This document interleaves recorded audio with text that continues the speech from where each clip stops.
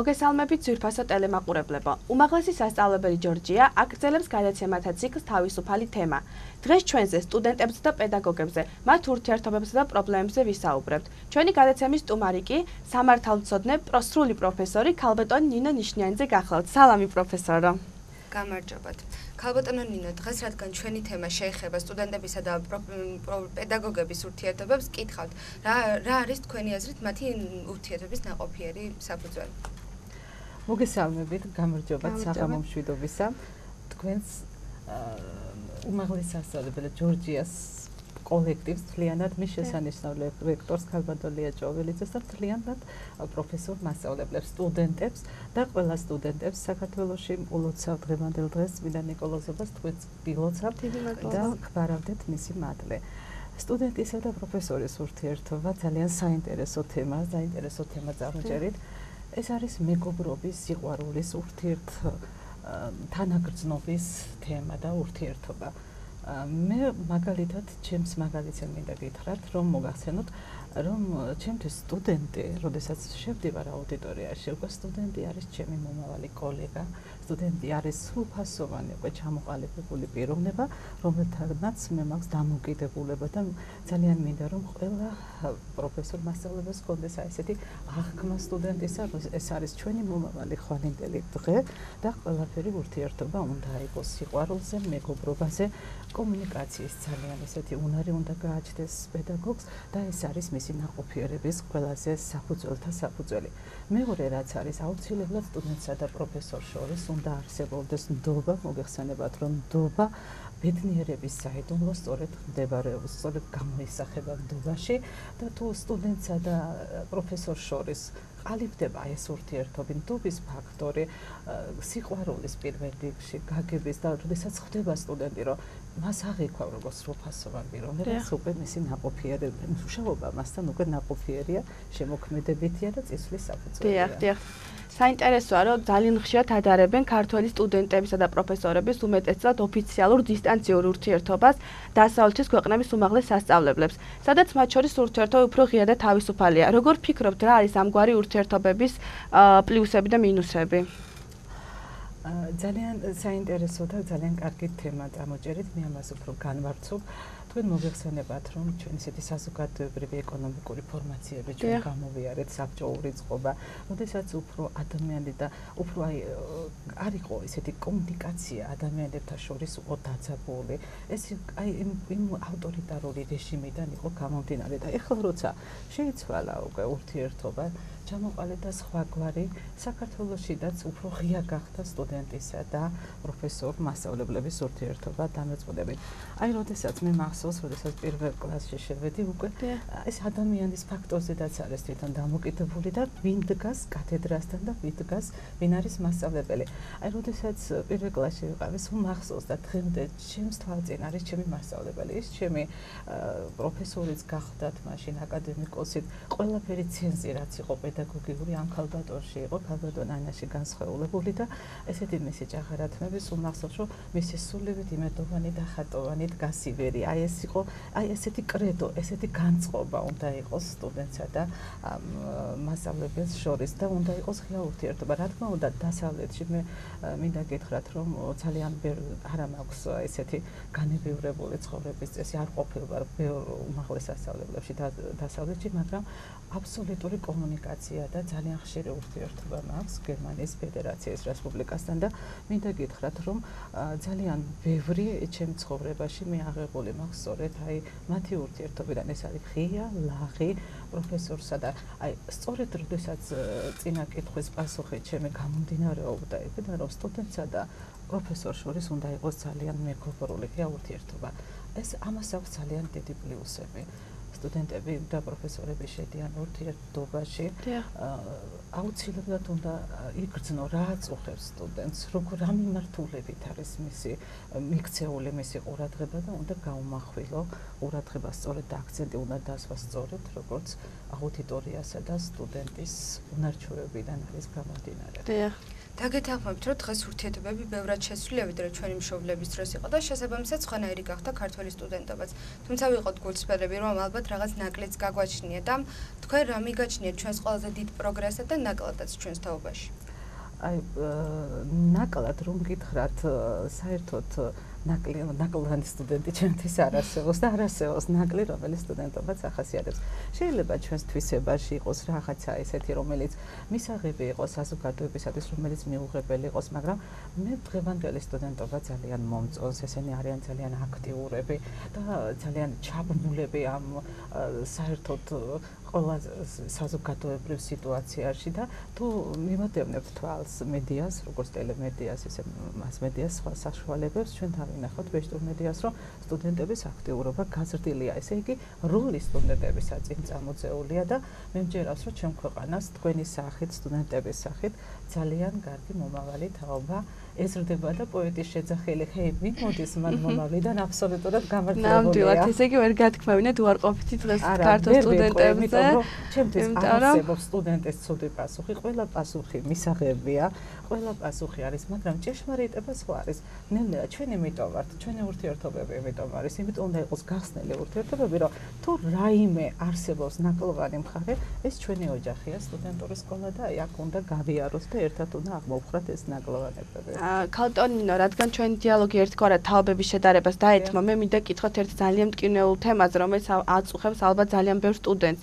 ადრე უმაღლესი განათლების მიღება იყო უფასო, თუმცა დღეს ძალიან ხშირად შევხვდებით ისეთ სიტუაციას, როდესაც სტუდენტს თანხის გადაუხდელობის გამო უნივერსიტეტიდან რიცხავენ. აი როგორ წარმოგიდგენიათ თქვენ ამ პრობლემის გადარეგულირება და რა გზებს ხედავთ ამასთან დაკავშირებით? მოგახსენებთ, მე მინდა მიულოცო ქართულ აბიტურიენტებს წელს განსაკუთრებით, რომლებიც აპირებენ უმაღლეს სკოლაში შესვლას და გზა დაულოცო აი ამ დიდი მომავლისაკენ და მინდა გითხრათ, რომ შეცვლილია ქვეყანაში პოლიტიკური წყობა, პოლიტიკური რეჟიმი, მოსულია ხელისუფლებაში ახლა მთავრობა, რომლისათვის ეს საგანმანათლებლო პოლიტიკის გატარება ძალიან აქტუალური თემაა და მინდა გითხრათ, რომ 17 საგანმანათლებლო პროგრამა ფინანსდება სახელმწიფოს მიერ. ეს რა თქმა უნდა შეიძლება არ იყოს ვთქვათ ესეთი ძალიან თუმცა ითვლება რომ ეს წინსვლა ძალიან წინ გადადგმული ნაბიჯია და ძალიან მტკივნეულია მინდა გითხრათ რომ როდესაც არის ნიჭიერი სტუდენტი მაგრამ აი დაფინანსების გამო მას არ აქვს ისწავლოს არ აქვს მიიღოს უმაღლესი განათლება ბევრი ასეთები მაგრამ მე ვიცი უნივერსიტეტის ხელმძღვანელობა ადმინისტრაცია რომ მაქსიმალურად ცდილობენ რომ თუ ასეთი სოციალურად დაუცველი ადამიანები არიან ჩვენ ცხოვრობ, მაგრამ მე მინდა გითხრათ ჩემო კარგო, რომ შეიძლება ადამიანი არ იყოს სოციალურად დაუცველი, არ იყოს სოციალურად დაუცველთა ფაზაში, მაგრამ ისეთი კონდეს მას ისეთი მდგომარეობა, რომ სოციალურ-ეკონომიკურ ფონზე ძალიან რთულია ეხლა დღეს ჩვენს ქვეყანაში განათლების მიღება. მებით რომ ამდენი ესეთი მე მგონი თანდათან ეს იხვეწება, დაიხვეწება და მინდა სასახელოდ თქვა ჩვენი პრემიერ-მინისტრის, რომელიც უშუალო პოლიტიკა მიმართულია, რომ ნელ-ნელა აი ესეთი დაფინანსებით ალბათ უფრო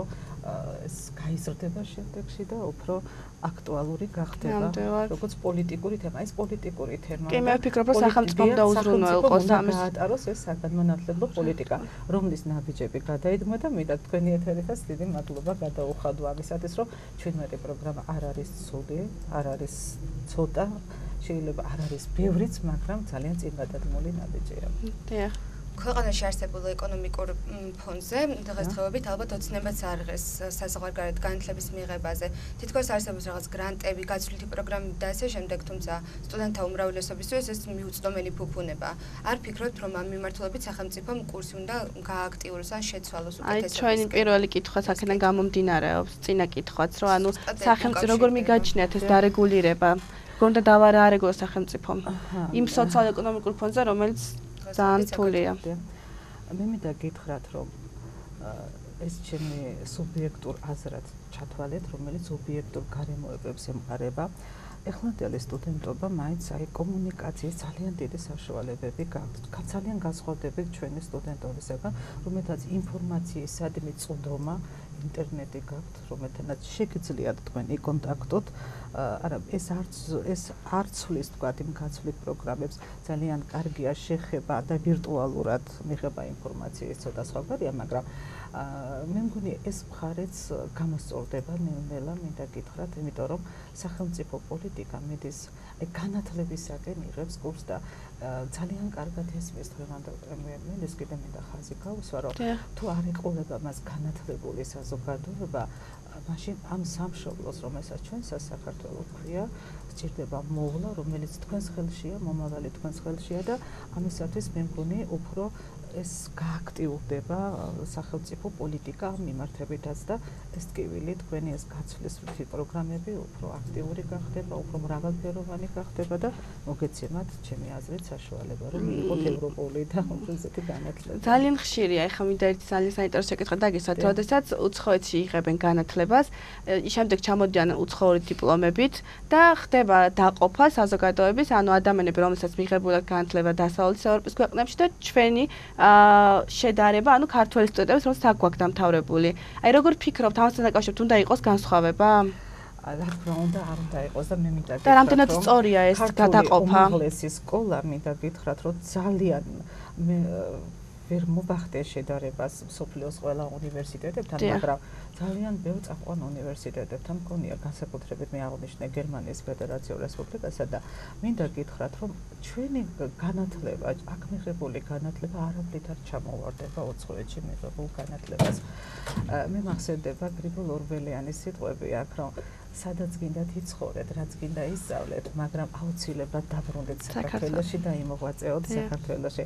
ეს თქვენი სამშობლოა, განათლებას მიიღებთ აქაც ძალიან კარგად და მინდა გითხრათ ერთი რომ თქვენ წმინდა სპეციალურ განათლებას ყოველთვის უსწრებდეს წინ თქვენი ფართო განათლება, ინფორმაციის წოდომა, ამის საშუალებები თქვენ გაქვთ და არავით არის ესეთი დაყოფა საზოგადოებაში. ანუ ფიქრობთ რომ არ არის ეს სწორი ან ესეთი შეხედულება? სწორი, მინდა აი ავიღოთ ეხლა თუნდაც სამართლის სკოლას ეს სკოლასთან მიმართებაში. აი თუ ჩვენ არ გვეცოდინება ეროვნული კანონმდებლობა, რითაც მოღვაწეობს, რაზედაც დგას საქართველოს კონსტიტუციური სამართლებრივი განვითარება, როგორ შეიძლება ვისწავლოთ ჩვენ სამართალი უცხოეთში, ვთქვათ და გადმოვიღოთ და პირდაპირ შემოვიტანოთ და დავაკანონოთ ჩვენს ქართულ სინამდვილეში. ვერ მიიღებს ამას საზოგადოება, ამიტომ ეროვნული ნიადაგზე აღმოცენებული, აი აწარსული, აწყო და მომავალი სინთეზია თქვენი განათლების სრულყოფისა და როგორც კი ამ სამეულიდან ერთ-ერთი ამოვარდება, მე ვფიქრობ, რომ განათლებაც ცოტა მოიკვეთილებს შემდეგში. ნამდვილად, ამიტომ ეს პრობლემა მე გთხოვთ, რომ არასოდეს არ გაწუხებდეთ, არასოდეს მე არ მემიღია უცხოეთში განათლება, მაგრამ ნამდვილად ყველაფერზე ხდია. ეს არის ის, რა თქვენ ქვეყანას ჭირდება, თქვენი განათლება. რა სტუდენტობა ზოგადად ქალბატონი ნინო ყოველთვის ჩართული იყო ქვეყნის საჭიროებო საკითხებში და ამაშიც პედაგოგებს ძალიან დიდი წვლილი იყო. თუმცა დიდი ივანე ჯავახიშვილი, როდესაც მან მოუწოდა ქართულ სტუდენტებს დაეცვათ ქვეყანა, როდესაც საქართველოში წითელი არმია შემოვიდა. როგორ ხედავთ თქვენ დღეს დღევანდელი სტუდენტების როლს, მათ პოზიციას, რამდენად აქტიურები არიან ისინი დღეს? მე მინდა გითხრათ, რომ სტუდენტები ძალიან გააქტიურდნენ განსაკუთრებით აი ამ 9 წლიანი რეჟიმის აი ბოლო წლები და ფაქტიურად როდესაც ქვეყანა უფრო დემოკრატიული, სამართლებრივ, კონსტიტუციურ სამართლებრივ ჩარჩოში ბრუნდება, ქართული სტუდენტების ძალიან დიდი დამსახურება.